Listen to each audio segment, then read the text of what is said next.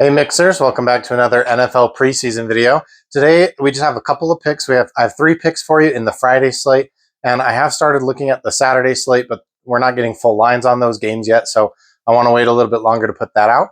But I do have 3 picks in that Friday slate for you, so let's jump into those. First of all, we're going to do a quick little recap here. We had a 3-and-3 day on Saturday. Got hooked by 1 yard on Bayshell Tootin, 24.5 rushing yards. But let's just review really quick. Frank Gore Jr. under 32.5 rushing yards. He only had 21. We made that pick because Mike White and Mitch Trubisky are in a very heated quarterback competition, so I assumed there would be a lot of throwing there, and that was the case. Jackson Dart over 68.5 passing yards. He had 154. I know that there's 4 quarterbacks there, and they had all 4 of them on the field, but I felt really good about Jackson Dart getting 1 long pass maybe. And he actually ended up playing really, really well. So I don't know that we're necessarily going to go back to him, but we're grateful for that. Justin Fields over 35.5 passing yards. This was just an egregious line. He's gone over this line every single one of the preseason games that he's played in his career, which is 11. Jalen Naylor over 16.5 receiving yards. He only had 10. We assumed that he was going to be targeted more than, I didn't think Jordan Addison was going to be playing. So that was the problem. Jalen Naylor's yardage has gone way up for this next game, and so I think that they are thinking he's going to play a little bit more.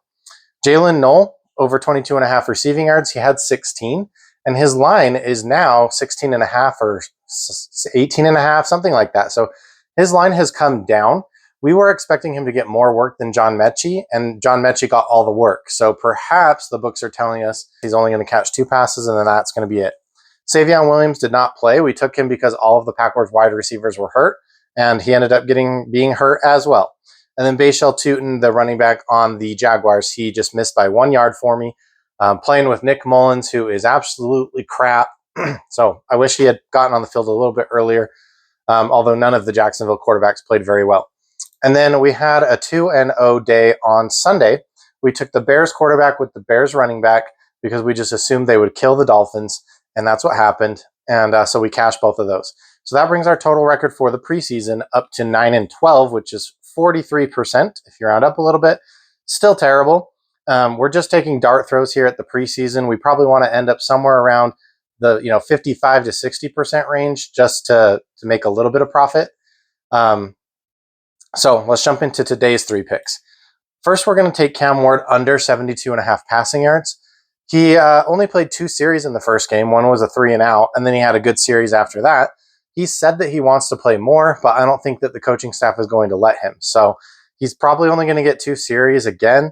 He could easily go over this line if he has 40 yards or more in each of those series, or if he has 1 long series that's a lot of short passing, he could probably go over this. But I'm just counting on the fact that he's only going to get 2 tries at it, 2 series probably. And most of the quarterbacks who have only played 1 or 2 series have not gone over this line. And then we're doing the same strategy as last time.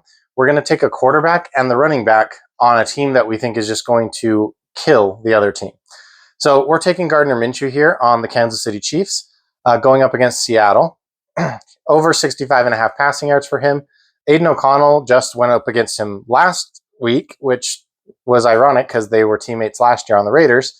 And he had 205 passing yards. Cam Miller came in, for not very long and was also efficient. 6 for 7 for 76. I think all the Chiefs quarterbacks are probably going over their lines. I think Gardner Minshew is probably going to start the game and he's going to play with the 2s. So I think they both go over the lines, but I liked Gardner Minshew a little bit better. His line was also a little bit lower. So he's been efficient. Bailey Zappi was bad. So I just didn't want to make that bet on him, especially when he has the higher line. And then we're going to take Brashard Smith, which I like all the running backs, really. We don't have lines for Carson Steele, so I would have liked to look at that.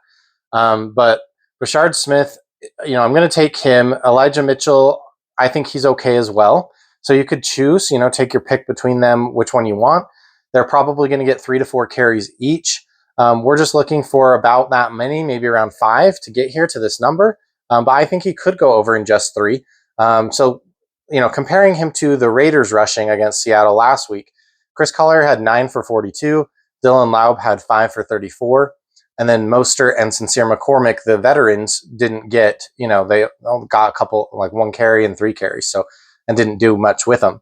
I think Brashard Smith isn't necessarily like a line breaker. He's not the best runner I've ever seen, but I just think that he has a chance to get 5 or 6 carries and go way over this line, and somewhere in the 20s at least, maybe in the 30s.